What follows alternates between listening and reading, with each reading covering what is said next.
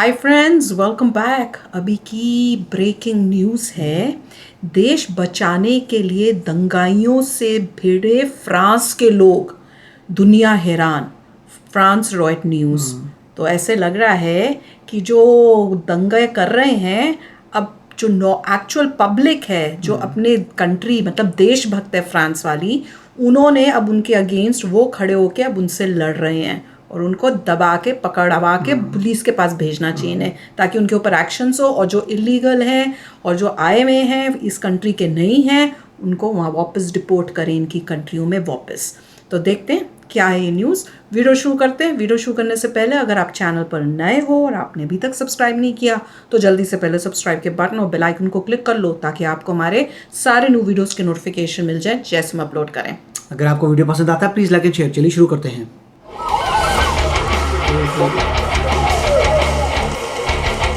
अपने देश को जलता देख फ्रांस के मूल निवासी सड़कों पर उतर आए हैं।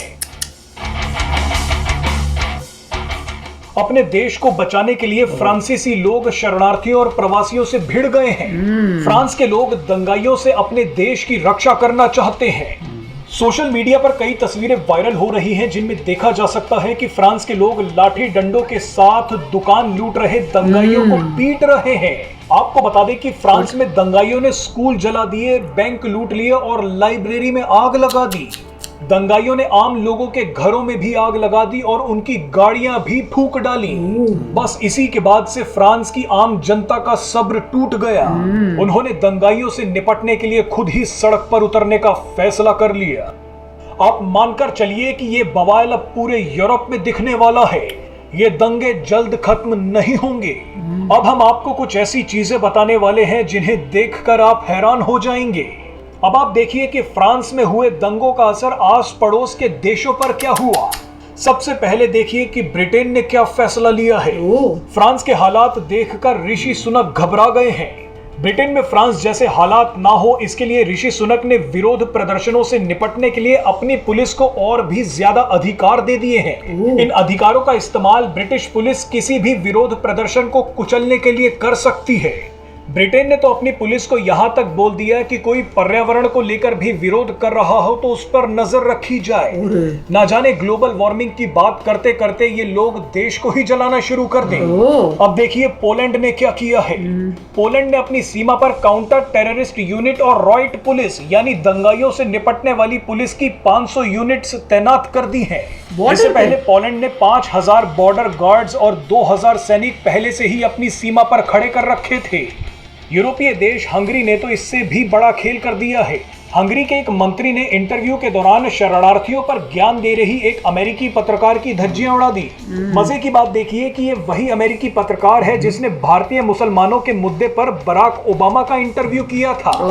इस अमेरिकी पत्रकार ने हंगरी के मंत्री से पूछा कि हमने सुना है कि आपका देश भी शरणार्थियों के खिलाफ कड़े कानून लाने वाला है, क्या ऐसा करना सही है?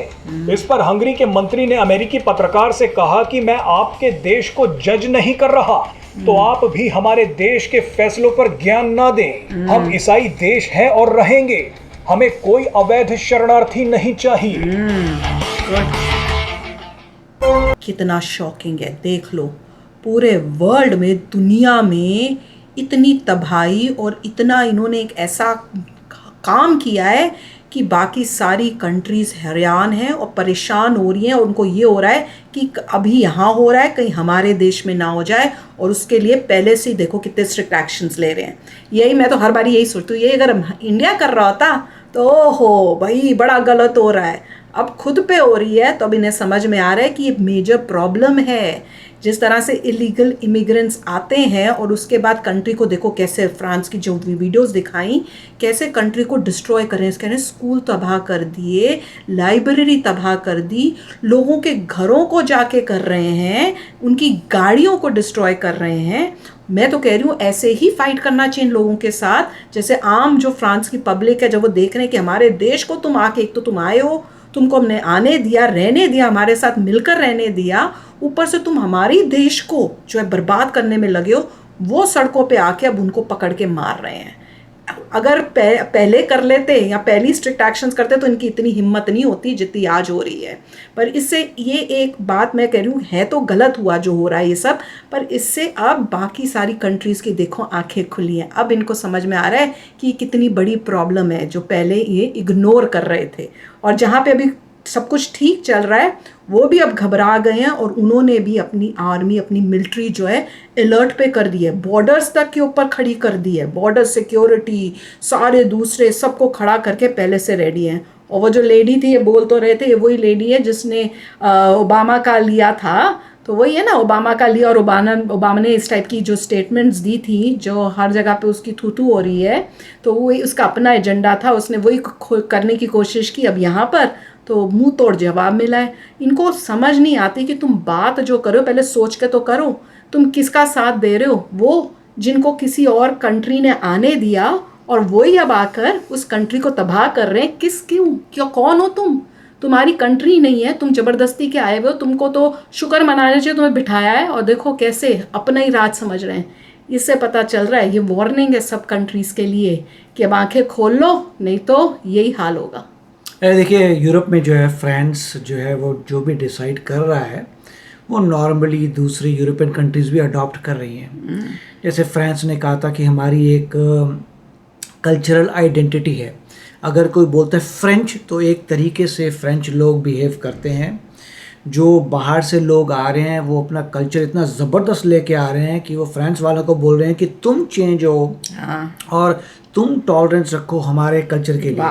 फ्रांस कह रहा है तुम बाहर से हमारे देश में आ रहे हो तो तुम हमारे कल्चर को अडॉप्ट करो। लड़ाई झगड़ा यहाँ पे है।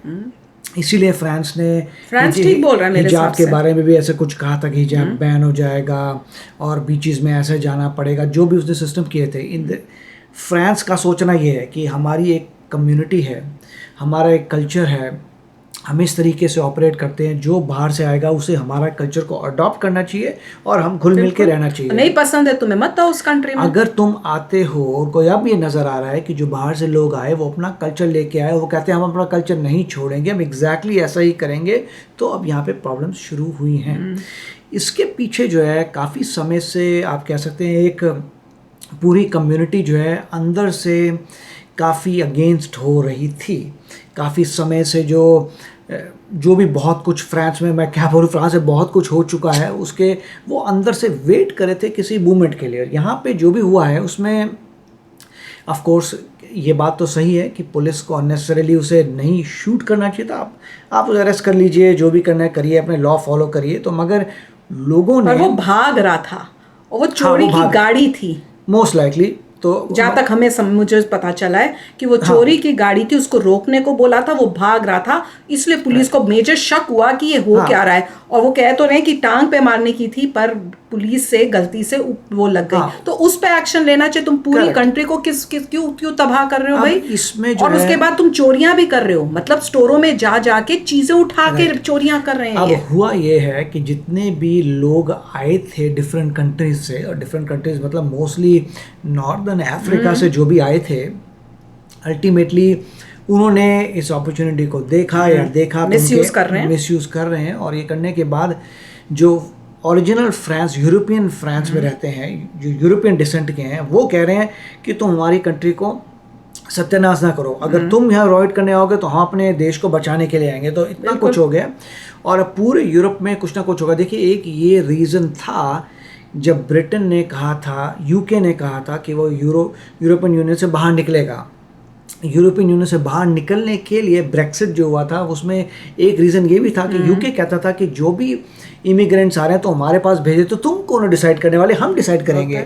तो उसको कहते थे देखो भैया, तुम यूरोपियन यूनियन के पार्ट हो, तो जो भी जर्मनी फ्रांस डिसाइड कर रहे हैं वही तुम्हें करना पड़ेगा। इसीलिए यूके बाहर आया था। बिल्कुल। और यूके ने तो सबसे ज़्यादा स्ट्रिक्ट एक्शंस लिए हैं इस बारी।